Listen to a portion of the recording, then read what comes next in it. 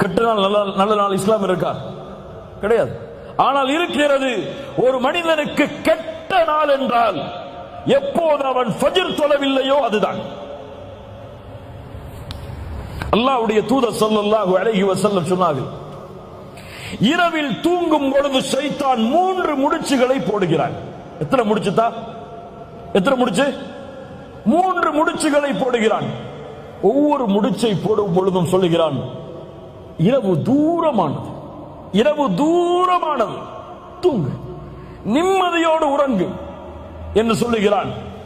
அல்லாஹ்வுடைய தூதர் ஸல்லல்லாஹு அலைஹி வஸல்லம் சொன்னார்கள், எப்போது அவன் எழுந்து அல்லாஹ்வை நினைவு கூறுகிறானோ அப்போது ஒரு முடிச்சு அவிழ்கிறது. எப்போது உது செய்கிறானோ 2வது முடிச்சு அவிழ்கிறது. எப்போது தொழுகிறானோ 3வது முடிச்சாக அவிழ்கிறது.